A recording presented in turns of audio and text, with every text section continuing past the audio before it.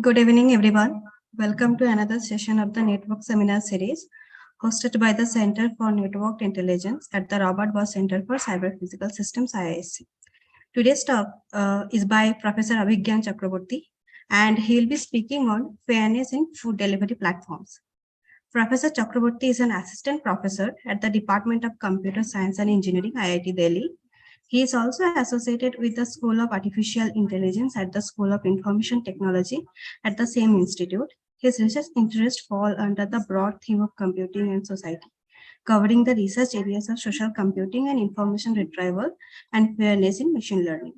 In the past, he has worked at the Max Planck Institute for Software Systems, Germany, and Microsoft Research India.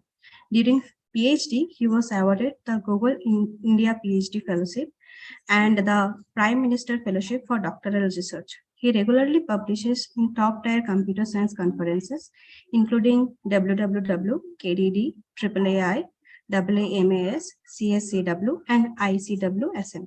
He has won the INAE Young Engineer 2022 Award and the Best Paper Award at ASONEM 16 and the Best Poster Award at ECIR 19. He is one of the recipients of an internationally competitive research grant from the Data Transparency Lab to advance his research on fairness and transparency in algorithmic systems. More details can be found about him at his website. I will be sharing the link. Before we move on to the talk, I'll request the audience to subscribe to our Google group for information on future talks. You can also visit our website for more details. I'll be pasting the links in the chat box. Please do check. Finally, we request the audience to keep your microphone on silent for the duration of the talk, except when you're asking questions. And for questions, you may raise your hand and ask Professor Chakraborty directly. Over to you, Professor Chakraborty. Yeah, thanks a lot for the kind introduction. Can you hear me properly? Yeah. Okay. And can you see my screen? Yeah. Okay, thanks.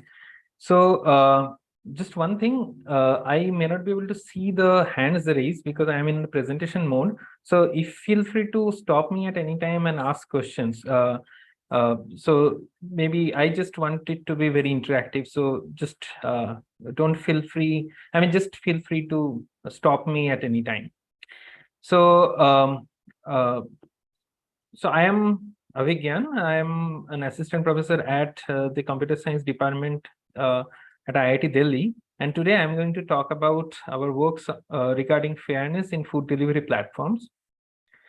So if we look at the algorithmic decision-making systems today, they are being used to assist or replace human decision-making in several socially relevant domains, such as in banking, for determining whom to give loan to, in employment for filtering and ranking job applicants, even in judiciary to identify or to assist the judges in making bail or jail decisions, and in healthcare to identify patients who need additional long-term care in a hospital setting. Moreover, several new domains have also emerged due to algorithmic innovations and advancements, such as social media, content streaming platforms, e-commerce, sharing economy platforms, and food delivery platforms. As algorithms are becoming pervasive in our daily lives, there are concerns about biases in such algorithmic decisions. For example, Amazon had to scrape a recruiting tool it was developing after it found that it is biased against women. Similarly, in healthcare, the healthcare algorithm which is used in the United States was shown to be biased against poorer group of people. And in fact, like since there is also a racial correlation with being poor, it was found to be biased in African American.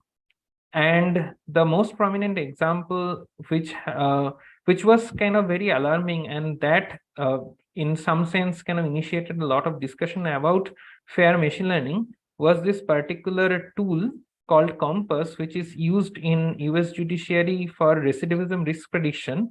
And it was found that this tool is actually biased against African Americans. Now, what are the solutions for this? So there has been a lot of push to incorporate fairness in AI algorithms, in fact, both from the governments as well as from the industry, including Niti Aayog and many other government bodies have been pushing for responsible AI AI for all initiatives. And similarly, industry participants like different industry players like Microsoft, Google, IBM, they all have some kind of a guideline for ethical AI, and they are investing some efforts in ethical AI research. However, if you look at the focus of these initiatives, they are largely on single-sided platforms. Now, what do I mean by single-sided platforms? So these are basically platforms where, let's say, you have an algorithmic decision maker and you come to the system, and you are kind of the decision taker. And normally, like, there are a lot of people who are taking decisions, but all these people belong to one side as compared to there are several other systems where essentially the user group or the decision taking side can also be classified into multiple sides. And my research focus has been on incorporating fairness in such multi-sided platforms. One prime example is, let's say, ride hailing, where you have drivers on one side and passengers on one side, and the platform is trying to kind of match the driver and passengers. Similarly, in content streaming platform, you have artists and listeners. Even in donation platforms, you have donors on one side, you have recipients on another side. In case of e-commerce platform, in fact, there are more than two sides, like you have sellers, producers, and buyers. Similarly, in food delivery also, you have restaurants, customers, and delivery drivers. And the platform is kind of making, platform is acting like an intermediary, which is interfacing with these different sides and kind of mediating their interactions. So are there some questions here? I just see some chat. No, that is the link to our Google group. Okay. Okay. Thanks. Please continue. So in fact, in this multi-sided online platforms, as I mentioned, that search, recommendation, or matching algorithms in this platform essentially determine the economic opportunities and livelihood of people. And that is why it is important to have algorithms which are fair to all these stakeholders. And that has been my research goal so far. Now, towards that goal, we have tried to incorporate fairness in multiple platform algorithms, ranging from ride-hailing systems to personalized recommendation, grouping of users, donation platforms, e-commerce platforms, and so on. In this talk, I'm going to focus on our efforts on food delivery. So more specifically, I'll be covering these two papers. So one came out in a AAAI conference this year, and the other got published in IJCAI conference this year. So I'll be talking about these two papers in this talk. So before I begin, so a quick survey. So how many of you have never used a food delivery app?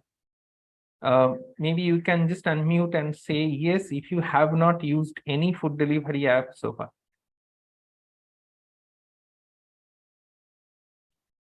So interesting. I'm guessing that apart from Parimal, I guess most others have used some of these apps like Swiggy, Zomato. Okay, I get another person. So, but most of you have used one of these apps, like either Swiggy or Zomato, or people in the US, they use DoorDash or Uber Eats. So it's actually a very popular. These platforms are very popular, and they are a booming industry. So in fact, according to McKinsey, this food delivery industry is valued at $150 billion. And that's why, like in recent years, DoorDash and Zomato have launched mega IPOs in this space.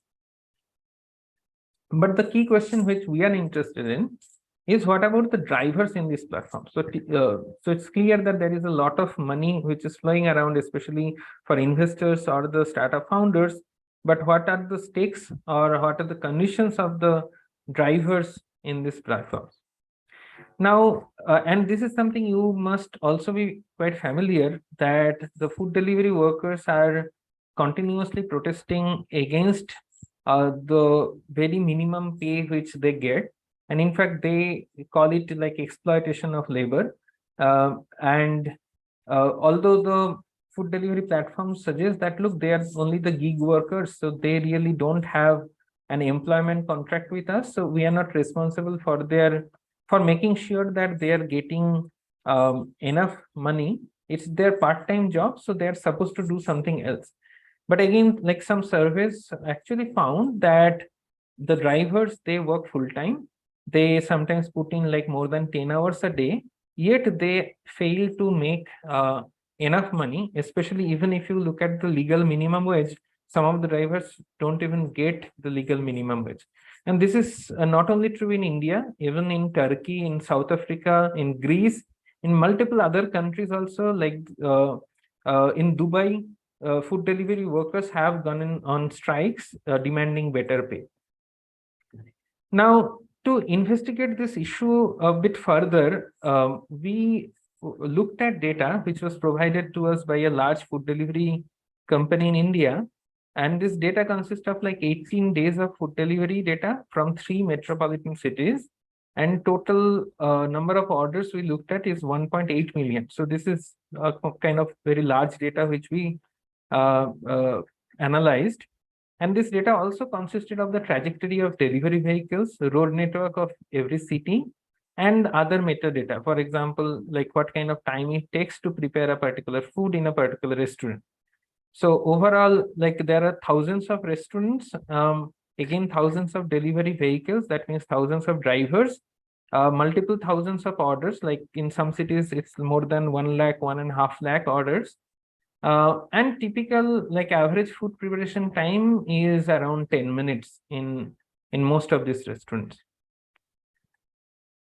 So the first question we ask based on this data is, what is the distribution of driver income?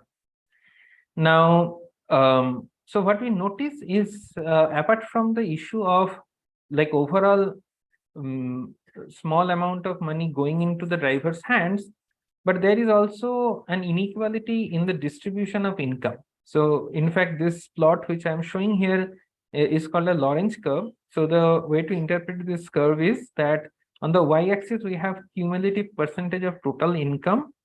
And on the x-axis, we have the cumulative percentage of the corresponding drivers. So what we can interpret from here, for example, that the 20% drivers who are earning the most amount of money, so they are in fact earning more than 50% of the total money in the system. And whereas the bottom 60% even not getting 20% of the total amount. And this is despite normalizing with respect to the number of active hours. So in other words, this is not due to the fact that some drivers are working or active only, let's say 2 hours, and some other drivers are active 5 hours. So it's just that like even after we normalize, this plot is normalized with respect to their active hours. So then the obvious question is that, is it due to the difference in operational periods, that some people may be active only during lunch time or dinner time, and some other driver may be active during some other time, and because the volume of order is higher during lunch or dinner, maybe these drivers are getting more income compared to other drivers. So we actually looked into this issue, and what we found is, so essentially if we can look at the plot here. So we looked at the lunch period, dinner period, and other time. And we looked at the top 25% of the drivers and bottom 25% of the drivers. And we didn't see too much difference in the pattern. So in fact, if you look at like for both cases, in city A, city B, and city C, they are active mostly on the other times. And even for lunch and dinner, you can see that there are not very significant difference. Like these bars are almost similar, not very different for top 25% agent and bottom 25% agent. So there is not much difference in their activity patterns of the activity periods. Now, what end up determining how they get income is essentially their zones, like their catchment areas, essentially. So this is a kind of a plot or heat map for one particular city. And if you can see here, so here yellow means that like it denotes higher number of orders.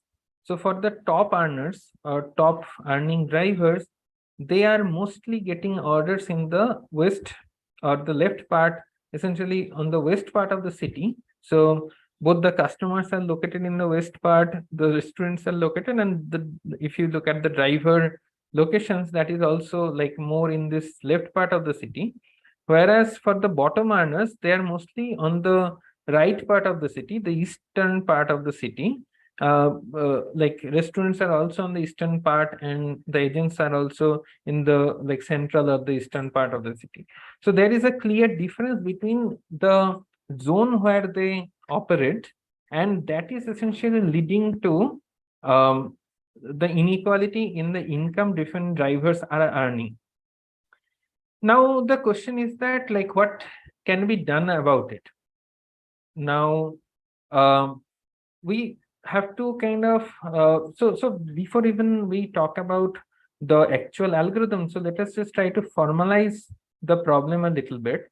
So essentially we are dealing with a few entities.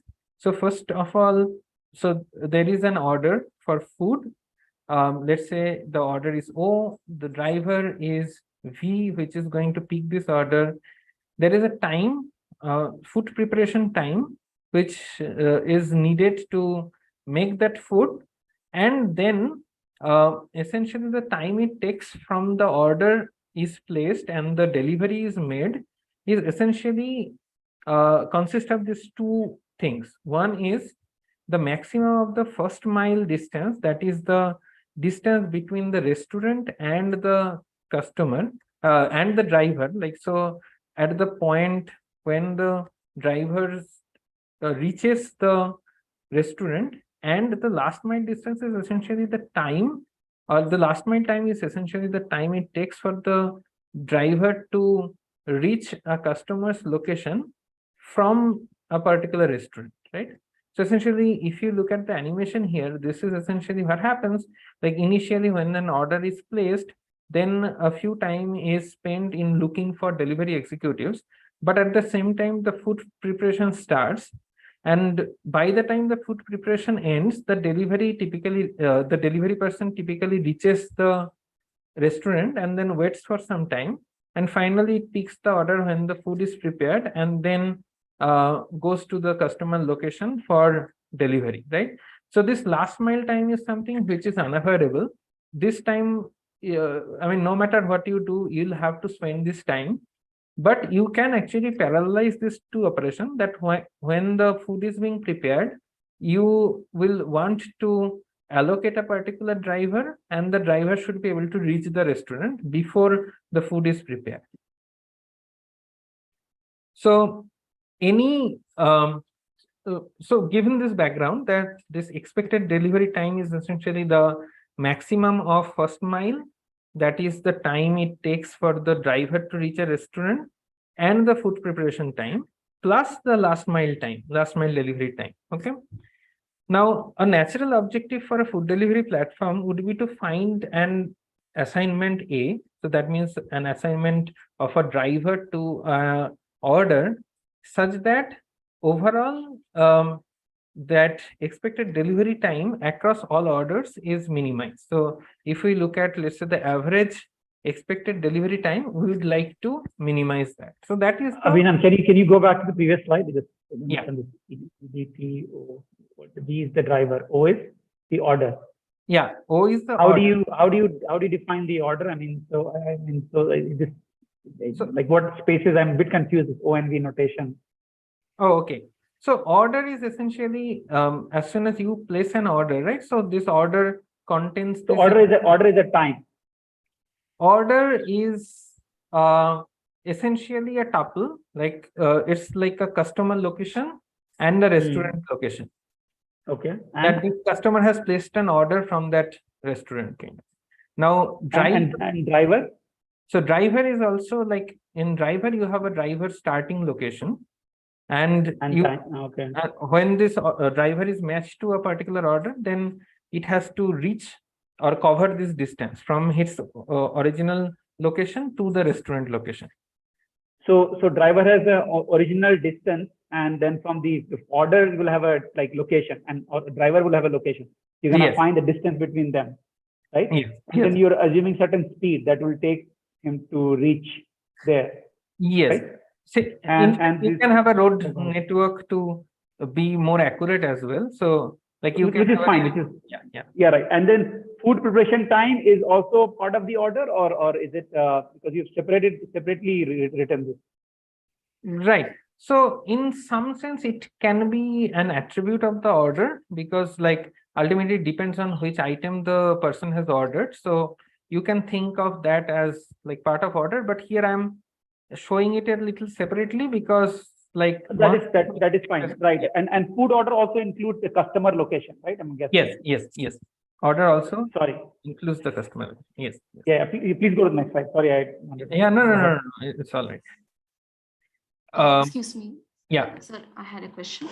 So how is the driver finalized? Like, is it based on the location, the nearest driver available in that area is assigned it? And what is this wait time?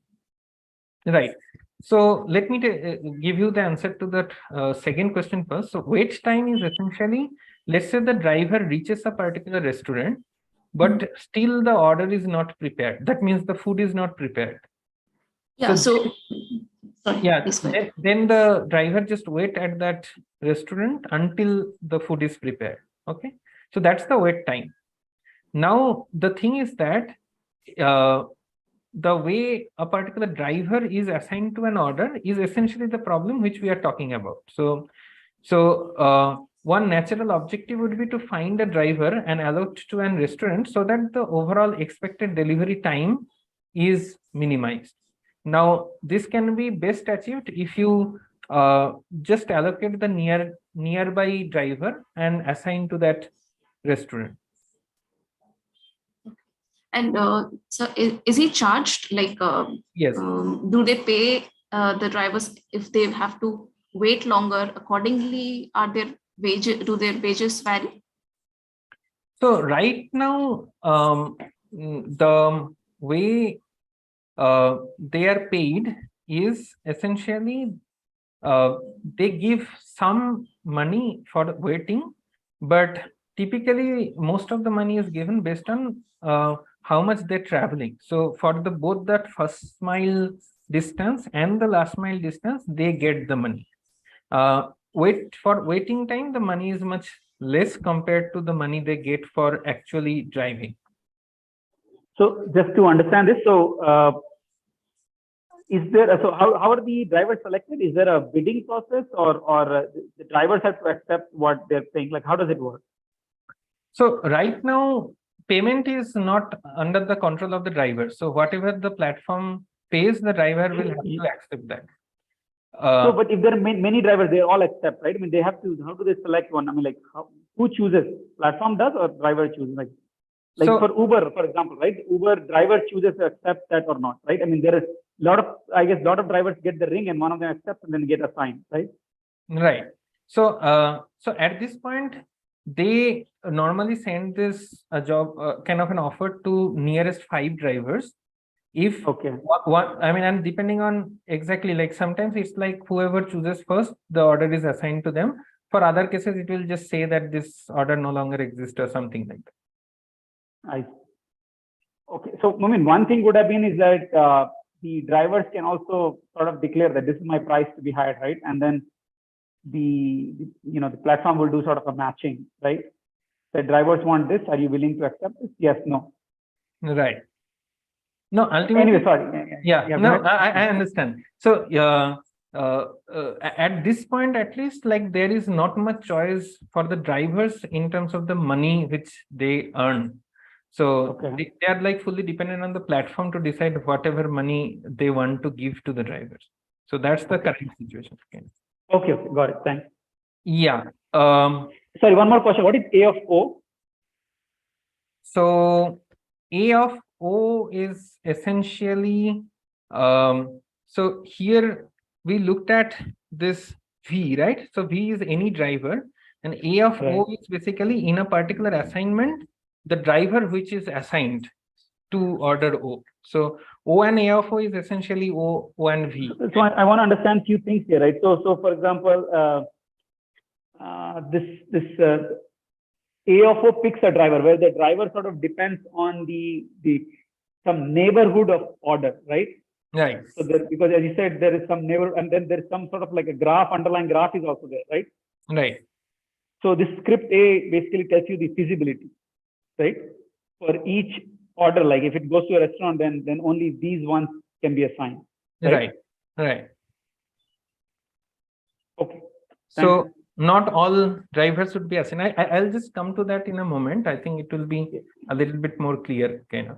But sure. Yeah. So, but this is what we are saying, that this would be a natural objective. Now the companies can make it more complex, of course, but like this is a reasonable objective or reasonable way of assigning drivers, that we want to optimize or minimize the expected delivery time for the customers. Okay. Now, what we are saying is that like this objective doesn't explicitly look at any income gap between the drivers. Now, again, income is something is not, the drivers are not choosing the, or drivers don't have any say in how much amount of income they are getting, but at least whatever the platform is giving, right? So, but still there are inequalities, as we kind of showed. Now, the question is that if we want to bring in fairness or fair income distribution, if we want to ensure, so we would have to change the objective a little bit. So instead of just looking for minimizing that expected delivery time, maybe we would want to find an assignment A that minimizes the income gap between a highest earning driver and the lowest earning driver. So essentially this is max of all income which a driver has earned till certain time, let's say T max, and minimum income of all the drivers till that time. So essentially we are just looking at this income of a driver, and we are trying to minimize the gap between maximum income and minimum income up to a particular point in time.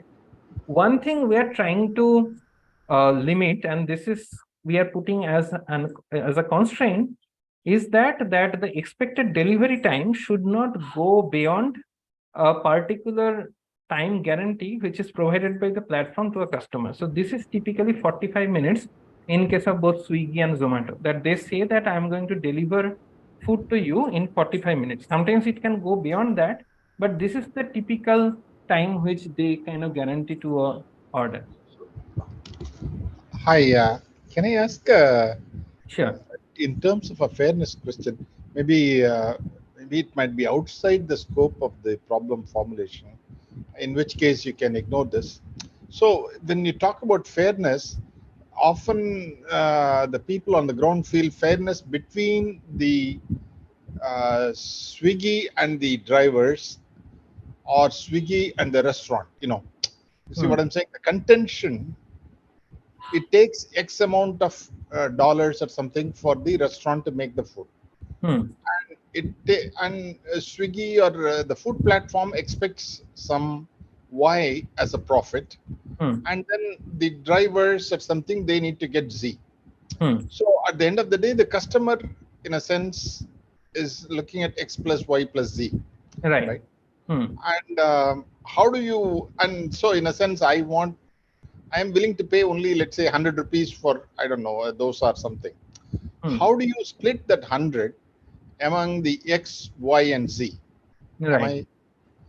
No, I think that is a fair point. Unfortunately, yeah. Okay, go ahead, please complete. So, I mean, if that is not considered, that's fine. We can ignore this, and we can. I don't want to disrupt your flow of talk and all that. We can take it offline. Yeah.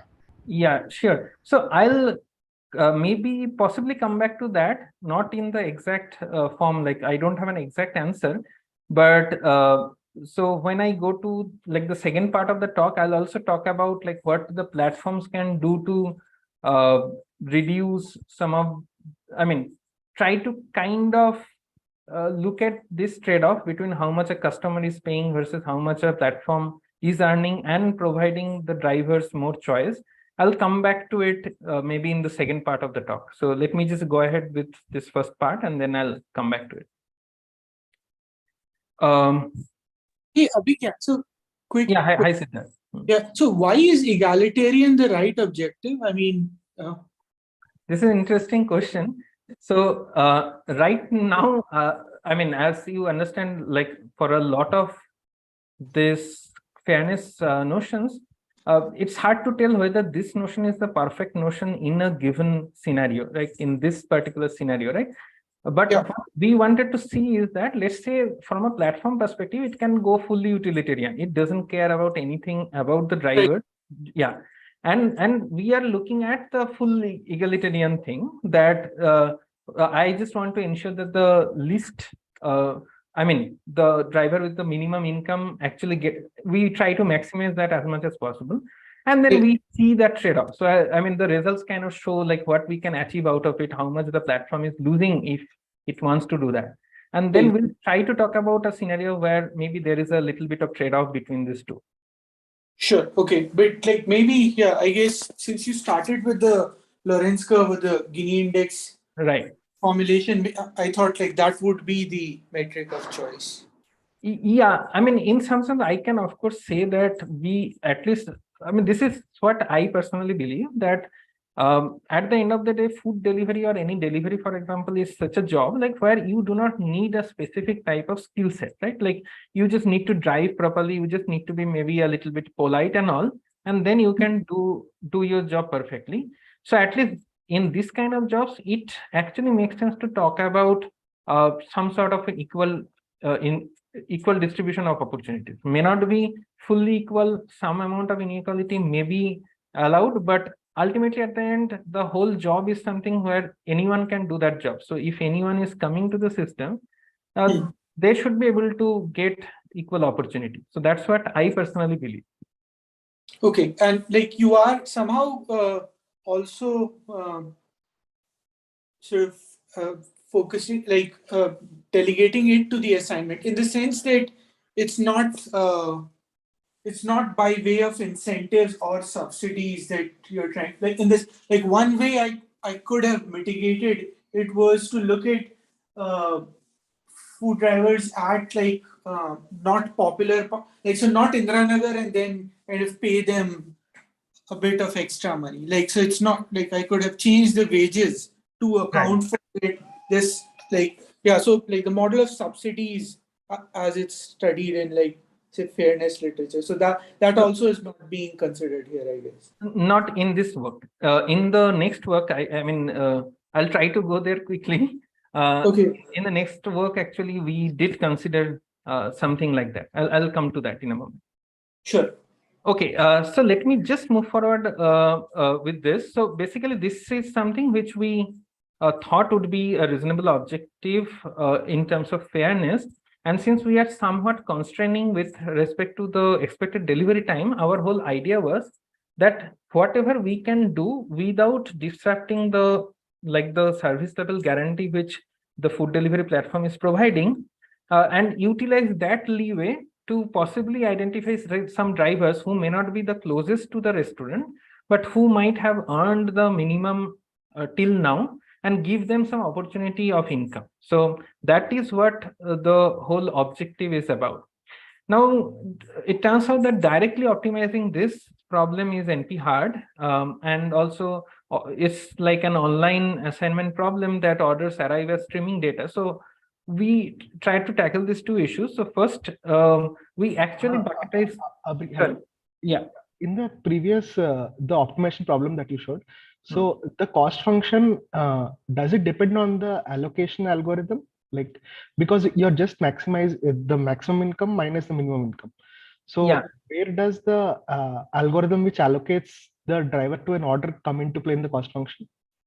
So this is, let's say that ultimately there are multiple allocations possible, and we are going to pick the allocation which is giving us basically which is optimizing this objective. So that is the idea. And these allocations can happen like ideally in a sense, like let's say you can try out all possible allocations, that you try to assign any driver to any order and then see which of them is actually feasible. And out of all feasible allocations, you want to pick the best one, which is minimizing this objective, right? So that would be like a very naive way of doing, and that would be an NP-hard problem. Just small doubt is that so if I have one order, right, then it would get allocated. Any algorithm would give me allocation to one driver. Then the minimum income would be 0, and maximum income would be what that driver gets. So I put an allocation such that I'm minimizing the maximum income of that only one driver. Right. So the thing is that as you progresses, like initially you may not have much. I mean, any algorithm can give you this solution, and possibly there you will only look at this constraint that you would like to assign a driver which is guaranteed to deliver within 45 minutes, for example. And you can assign any of these drivers, right? Now, as you progress, now in the next, for the next driver allocation, maybe you will not consider the first driver who has already got a order, and you will consider from other drivers, and that's how you will progress, right? So this is okay. So this cost function has a, like, the income that I'm calculating for each driver has a time limit and has a memory that the previous order and yes. So that is why, like, we have this like 2 times, right? Like essentially here 0 and T max. You can think of anything like T1 to T2 kind. T2. Okay. Thanks. And essentially what we are doing here is all the orders are coming online. So instead of just treating them as an online assignment problem, we just bucketize and try to just look at a small window of time, let's say window L, a given time, and then just look at whatever drivers are currently free and what orders are coming within that window. And this is typically very small, let's say 30-second or 1-minute window. We are gathering all the orders and then trying to make this allocation. Okay. Now, this is what kind of our proposal does. It's a small, it's a relatively simple algorithm. So first we create a bipartite graph between drivers and orders. So this is like all drivers which are all the orders which have come and all the vehicles or the drivers which are currently available. So forget about the age weights for now. So let's say that we just create this bipartite graph, and then we start assigning age weights. So we first start from a restaurant location. We consider all nearby drivers till this restaurant customer distance. I mean, till essentially we just consider all the nearby drivers who can be accommodated to deliver this order within that SLA threshold. SLA is essentially that time guarantee which the platform provides to the customer. And essentially, the age weight is given by this, that we look at that if this particular order was assigned to this particular driver, how much improvement it will lead to. So this is essentially, let's say I look at my income, I look at the minimum income which was there. If I get this particular order, how much I will deviate, or I will deviate from the minimum income. So that is essentially the weight which I place on the ages. And beyond all the drivers which are beyond this boundary, like who cannot deliver within this SLA threshold, are assigned an age weight of infinite, right? Like this is a very large number. And using this particular bipartite graph, we try to find the minimum cost matching, and essentially that will give me the assignment of a driver to a particular order. Now, although like this looks a little bit complex, but essentially what we are trying to do is essentially in this process, the drivers which have got the minimum income or very close to the minimum income, they are getting priority if they can deliver within this time, essentially what we are looking at, that last mile delivery time is fixed, that the time it takes. Abhijnan, what is this NS inc V0L? So this is a little like income of a driver V till time L. So here we just said that like we divided that entire thing into different windows kind of. So up to, let's say, window L, this is the income, and I'm just looking at this income for VL epsilon. So that is basically whatever it has earned, it should be L minus delta kind of, like delta is a small period, like whatever this particular, I mean, among all the drivers, what is the minimum income till L kind of. So I don't know whether. Sorry, so this script V is the set of drivers within the SLA threshold, right? Yeah. So somehow this is inc VL delta is also NS. Why not NS inc V0L for all other drivers? What is this income VL delta? I don't understand this. If that is the sorry about like not this notation is not perfect. Yeah, why you have two different? You have this one income for this driver V until time L, and there's another thing which is income of driver V till L delta. So what is the difference? I don't understand. So the only difference is that like here I'm assuming that if you get this order, what would be your income? And when I'm just looking at this inc V. Okay. So the left hand side is including the current assignment, fictional assignment kind of, yeah. Right, and this is the what have you got so far? What is your income so far in some interval? Yeah. I mean, this I need to be, I need to be a little bit more formal with the notations, but yeah, sorry for. No, it's fine. I just didn't understand. Sorry. Yeah. Okay, so essentially this algorithm is preferring the lowest earning driver from the eligible lot, and here eligible lot is an important word, that whoever is eligible to deliver this order within the given time, and then we pick the lowest earning driver and assign the order to that driver. Okay, now this particular thing, so we started with this Lorentz curve and we applied this algorithm. We looked at the Lorentz curve again. This looks much more equal, or now the distribution is quite closer to equality as compared to before. And when we also looked at the average delivery time, we see that it leads to very minimal increase in delivery time. So here food match is an algorithm like which tries to optimize just delivery time without looking at this income distribution. And if we look at the time, so it's like the increase is just like on average 1 minute or 2 minutes. So this is not much. And in fact, like we registered no SLA violation. Like all these cases, like we could see that the drivers would be able to deliver within the time limit. Interestingly, when we now look at the. Again, this was simulation. Like, yes. How did you obtain this? Yes, this is simulation. Yeah, that was original data. This is a simulation on this. Like, what would happen if FAIRFOODY was applied instead of their default algorithm? Okay. Yeah. So if in this simulation, like where of course we apply FAIRFOODY instead of their algorithm, we see that now if you look at the top 25% earner and bottom 25% earner, the difference in their activity zones is now much less. I mean, at least the if you just follow the heat maps, I mean, they look quite closer compared to earlier. Like there was a stark difference between east side of the city and west side of the city. Now they are almost like equally distributed.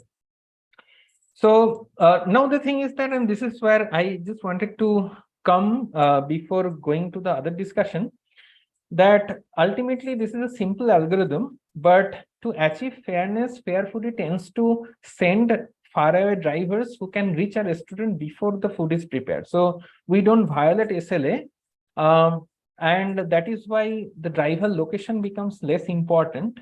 But the problem is that the platform has to give higher money to the drivers. So even if now we are doing okay in terms of the average time or SLA violation, but in effect, the platform is giving more money to the drivers. for doing the same delivery job, like which the other drivers were also doing, right? Yeah. Why is it higher payouts for the platform? Because you were searching the driver with the minimum, like you were decreasing.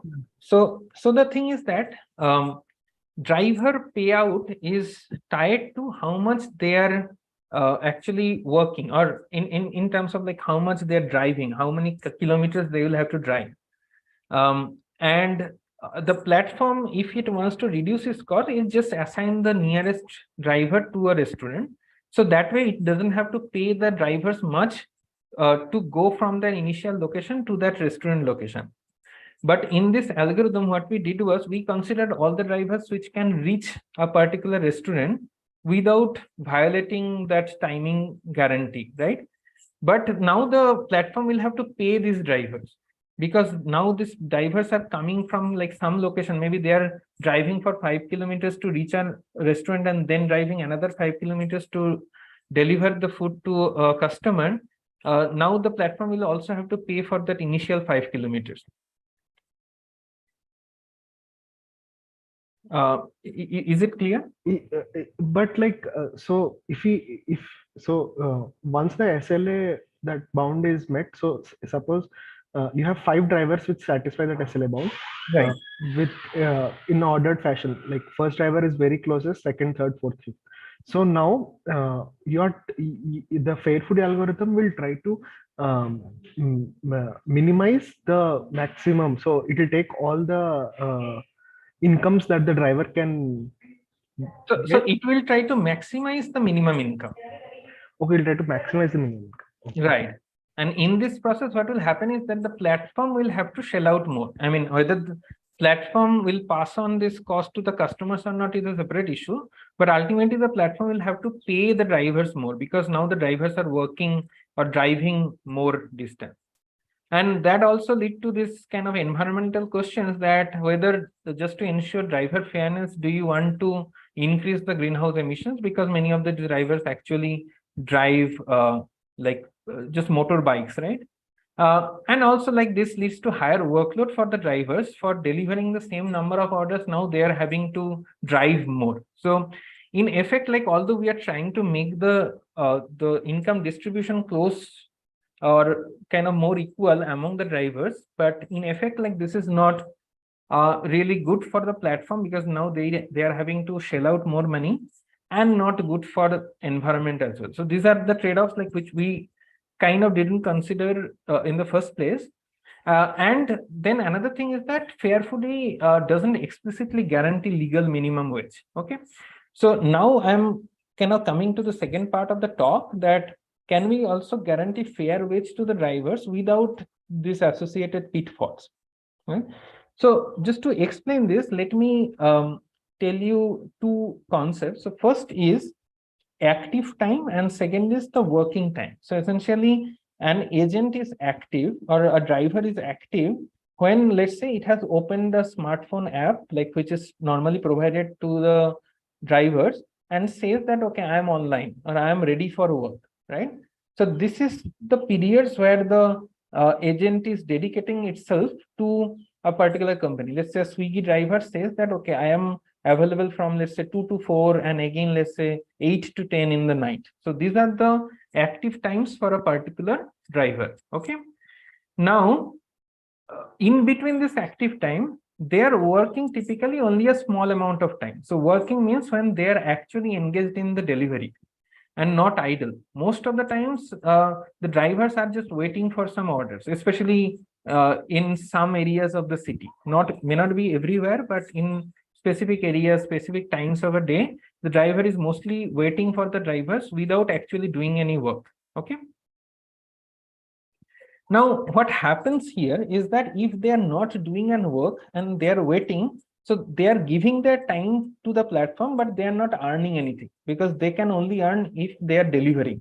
So they get the money per delivery. Okay.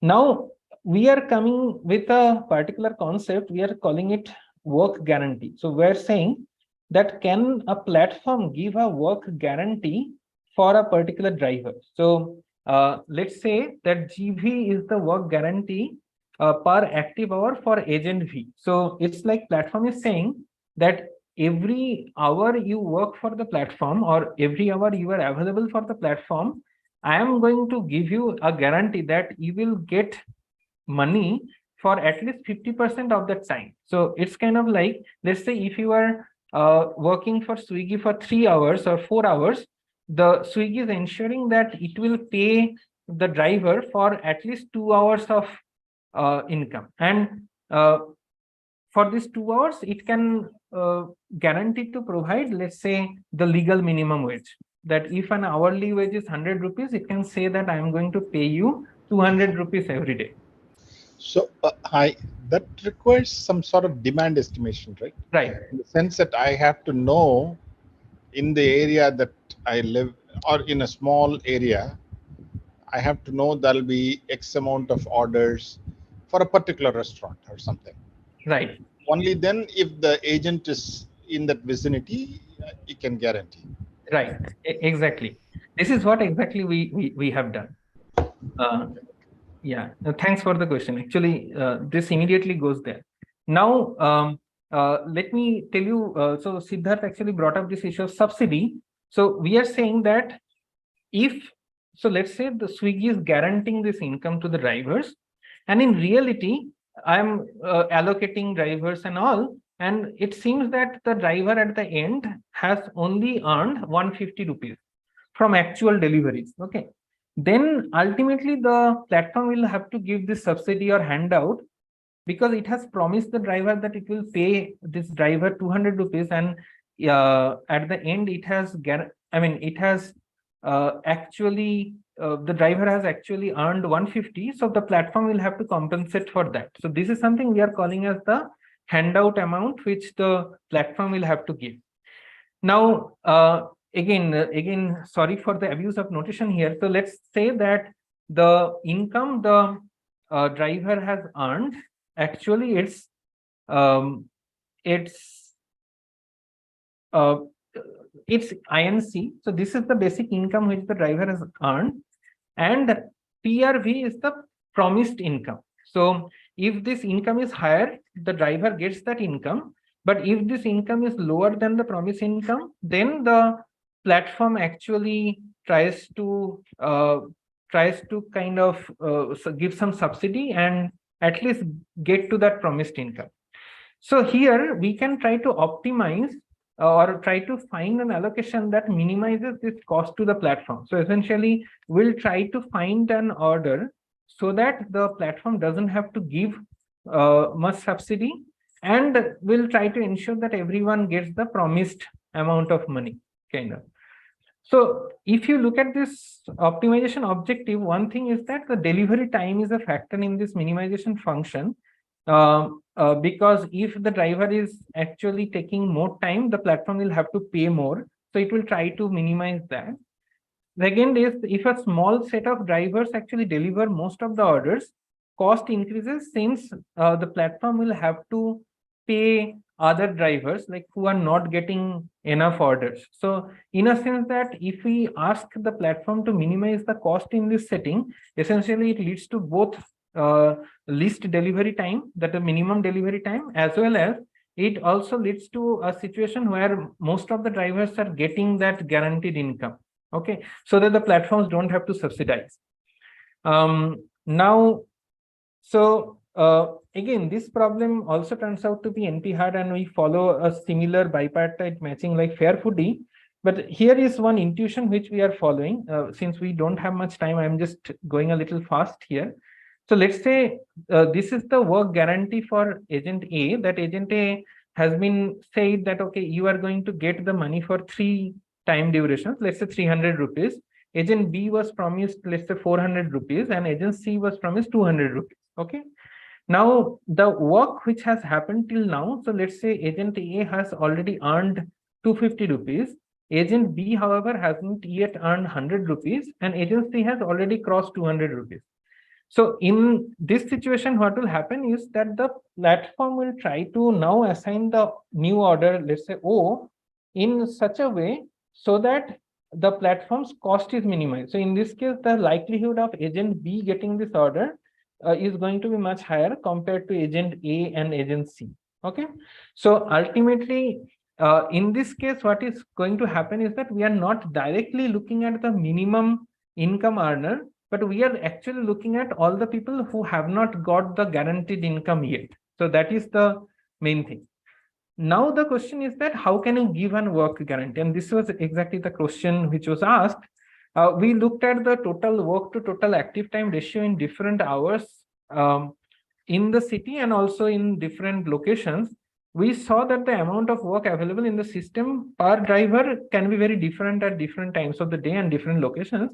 And that is why you need some kind of a prediction model, right? And this is what we understand, right? So you take the location into account, the time of day, remaining shift time, and other factors, and then you try to predict what kind of work a particular agent can get in this particular shift. Maybe it's like an evening shift or in a night shift and so on, and accordingly it can set the work guarantee ratio for the agent. In fact, our algorithm is a little bit flexible, like where we also have this option that if we find that we cannot give enough work for the agents, we can simply say the agents that, okay, today we will not be able to provide you work, maybe you can look for work in other places. And that way what happens is that, like, although it's unfortunate that maybe a Swiggy driver says that, oh, I mean, there is no guarantee that I'll get work today, but it's kind of like that if they are spending time on Swiggy, at least Swiggy is now not responsible for giving them job because it has already told them that today I may not be able to give you any job. So they might just spend that time elsewhere. So that is the basic idea here. So this way we found that this platform cost for this algorithm actually is lower while providing income guarantees. So for all the drivers, whatever income guarantee we promised, we could have provided that with very minimum cost. In fact, if we look at this, like the handout amount, this is pretty low. I mean, this is not much. Okay. So I'm just keeping this. So essentially just coming to the main summary. So our proposal, FAIRFOODY, actually was the first algorithm which looked at this fair distribution of work opportunities, but we couldn't guarantee legal minimum wage explicitly. And that was the main motivation of taking this up. So our idea was that at least the platform should be able to provide minimum wage, if not for everyone, at least for a subset of people who are giving time to the platform.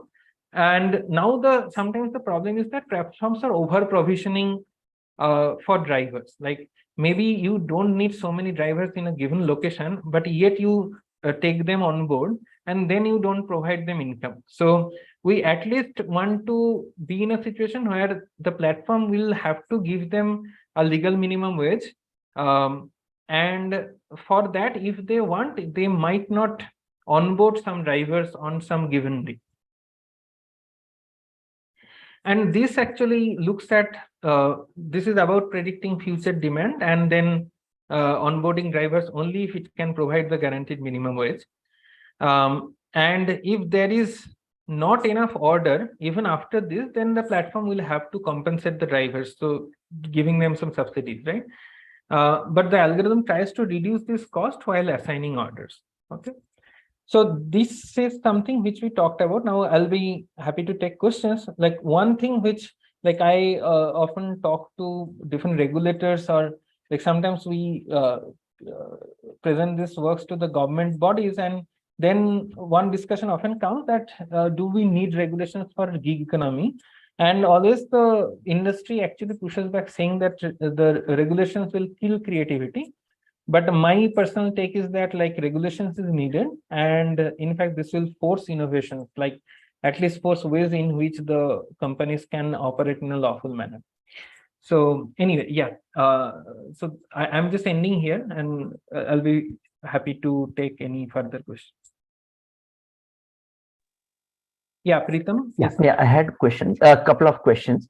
So first is, in this fairness, is your allocation algorithm kind of make it difficult to game the system, or make it easier to game the system? For example, some like get a unfair share of orders for a driver.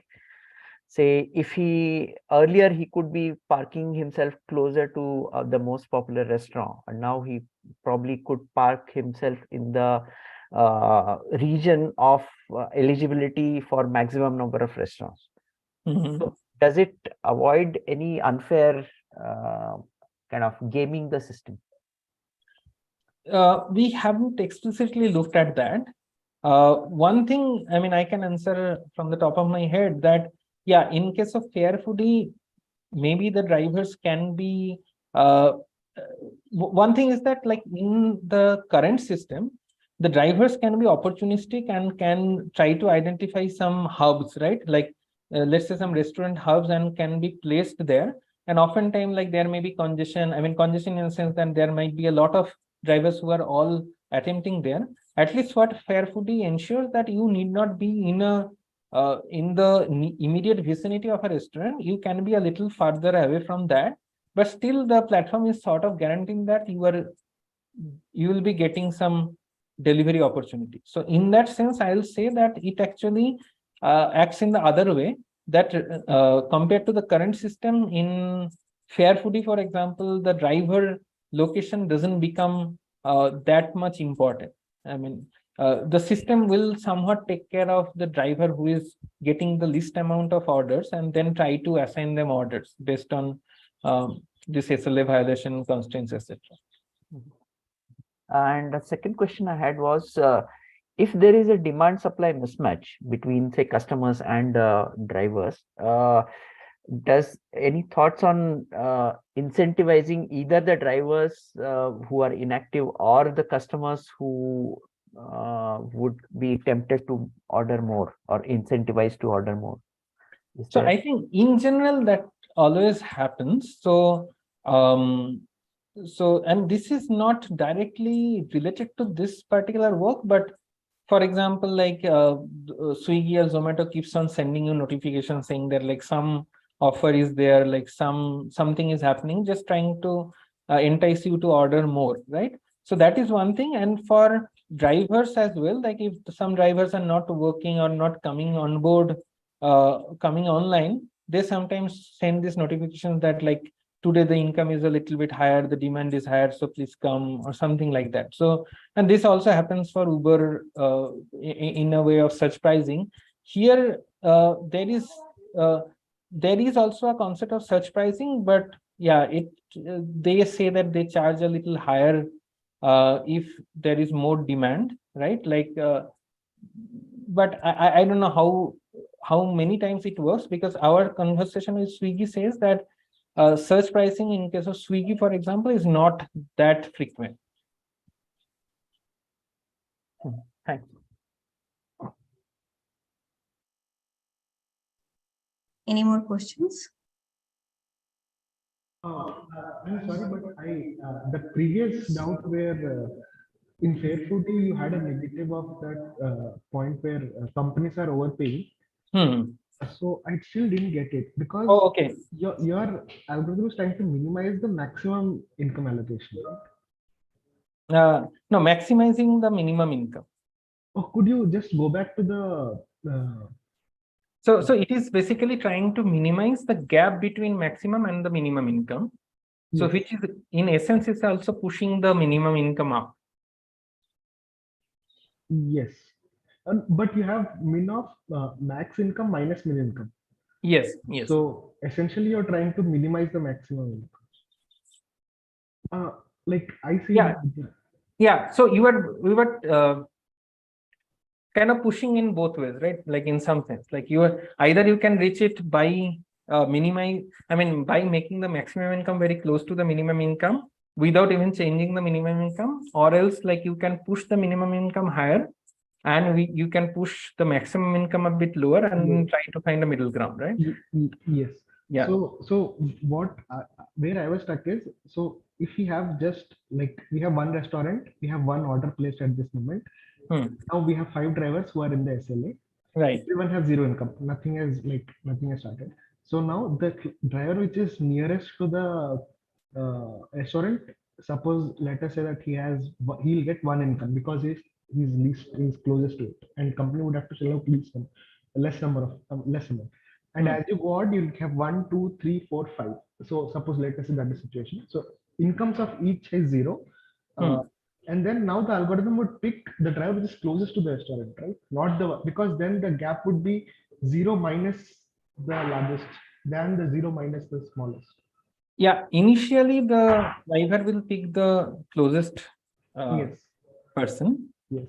Let's say this person got the order, so now the income has increased, like the maximum income has become, let's say, 50 rupees, and the minimum is still 0, right? Yes. So then it will try to pick a driver with 0 income and give the next order to that driver, so that now the difference between, like, at least like the hope is that, like, although this will not immediately lead to the difference being lower, but at least you will not assign a new order to the driver who has already got the first order, because then your maximum minus minimum, that gap will increase even further. The hope is that, like, all drivers will eventually get at least one order, so this minimum income will not be 0 anymore.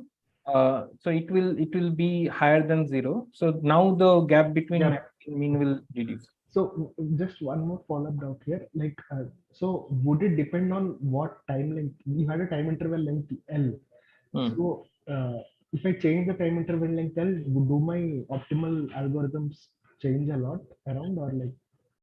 No, I think it's not that. So it's just that, like, in L, we are just looking at all the orders which have come at that time and the drivers were busy or not busy, right? But effectively, when we are looking at the income, we are looking at all the income till time point L, let's say, like, or time point T, and then you are just going to assign for T plus L. So the next iteration, you are looking at T plus L and all. Yeah. Okay, so L is just the iteration for giving out allocations, but Right. the income you're calculating it from starting of the day, or? Yes. Essentially, we are looking at daily income. So yes, starting from the day, resetting every day. Every day. Yeah. So coming back to Mauli's comment about this asymmetry in powers between the platform and the driver, and also kind of tying it to your comment about regulation, are there any efforts to kind of formulate a pricing mechanism where the platform doesn't set the prices? It's only the customers and the drivers, and the platform gets a flat set 10% fee set by the regulators. So is there a formulation like that that has been kind of worked out? No, but this is an interesting proposition. Currently, it is not happening because for most of the customers, right, it feels that you are ordering on Swiggy.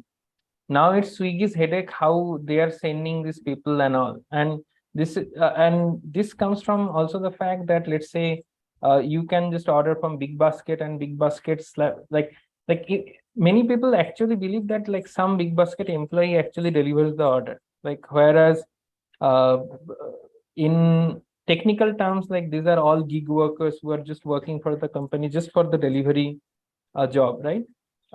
So that is why, like, there is no direct communication between, let's say, customers and the delivery agents, but the platform can enable that, and this will be, at least, like, theoretically, this seems to be a very interesting problem. Like, where is that equilibrium where both customers and the drivers will come to a point, like, where both agree that, okay, this particular delivery job will cost this much, right? Thanks. Sorry, maybe thanks, Preetham. The reason maybe we are over the time. The reason is there is some friction in Bangalore between Ola and the customers and the government. Okay. So the government banned Ola for 2 weeks or something. So because of this, so I'm saying this will become more important. The sort of friction between the platform, the providers, and the consumers, like us people. So there has to be something in it for all of us, Otherwise, I mean, it cannot sustain in the long run. At least that's my gut feeling. You had mentioned a number like 150 billion is the total. So one thing I personally believe, and again, like this might be a little bit anti-capitalist stand, but I think there is a lot of investor money which is going around and which is getting invested in these companies who are like yet to make any profit, right? So Zomato is not profitable. Many of these companies are not profitable, but yet like they are attracting like huge valuations. So currently, I would say that the platforms are well funded. So some of the funding can actually go towards improving the condition of the drivers. That's what my take is. But again, like now, again, the platforms kind of say that, okay, they are a neutral arbitrator between these transactions, but in reality, like they are the middleman, right? And oftentimes the relationship is also quite opaque. I mean, at least in ride hailing, for example, like passenger and the driver has a lot more communication. But in case of, let's say, food delivery or some other delivery things, ultimately the customer and the driver meets only like for half a minute, right? Like you just take the delivery from the person, and a lot of thing happens which is under the supervision of the food platform. So one regulatory thing which is happening, let's say in EU and even in US, like they had this gig worker bill, like where they're saying that you need to provide employment benefits to the people whom you are working with, right? Maybe that is the way to go, that at some point this will be treated as their own workers, and then they will have to provide salaries, etc. And accordingly, they will charge the customers or the restaurants, because they are essentially going to be the delivery service provider, the company, and these people will be their salaried employees. That used to happen in Meru, right? Like even in Bangalore, like Meru cabs used to be owned by Meru, and then the drivers used to just get paid by the company, and the Meru will charge the customers, right? Ola and Uber has changed the whole equation. So maybe that is creating this tension.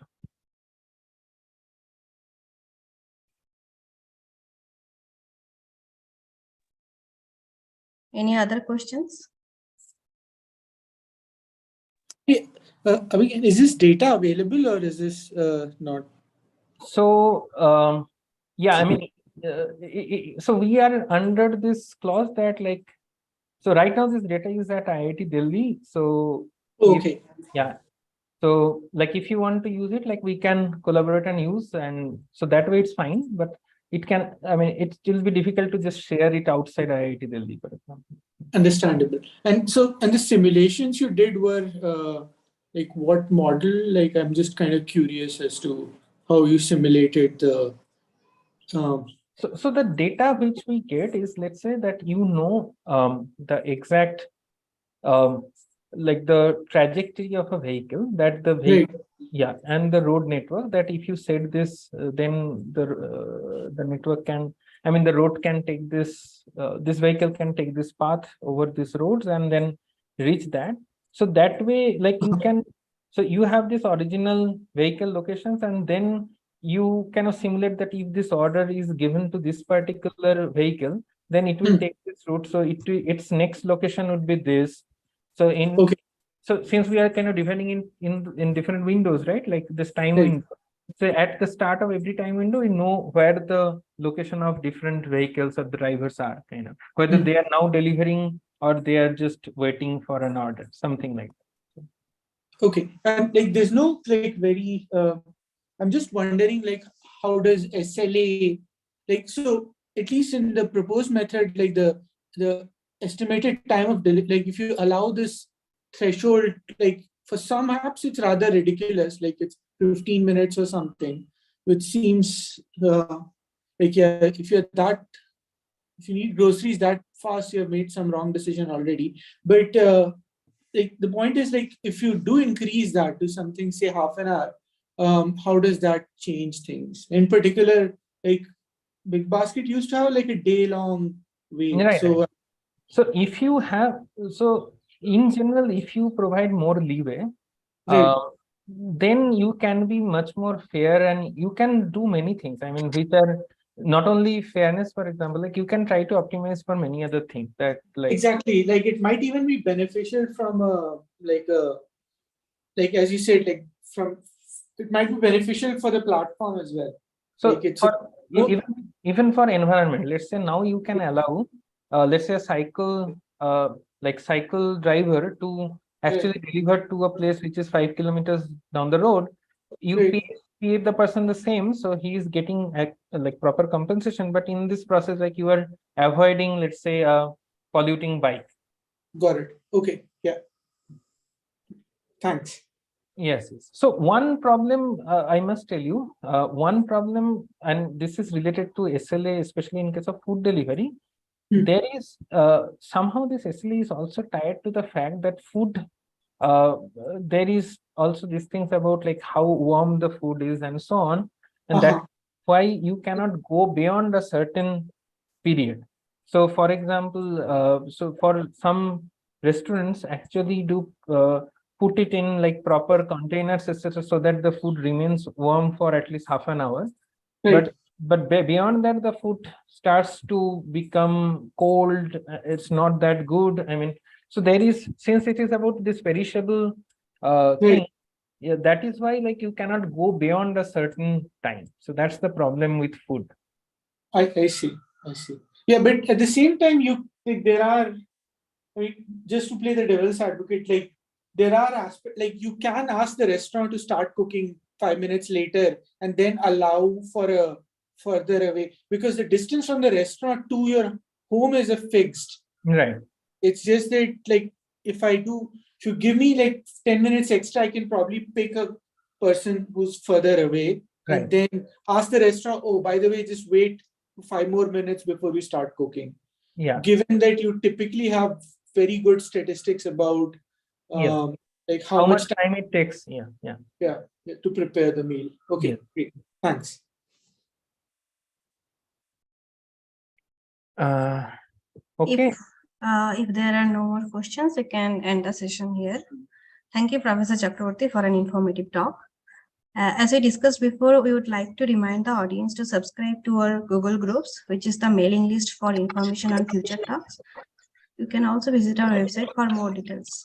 The links have already been pasted in the chat box. Thank you and have a great evening. Yeah, thanks a lot for inviting and for this motivating discussion. Like it was really great talking to all of you. Thanks. Bye. Thank you. Bye.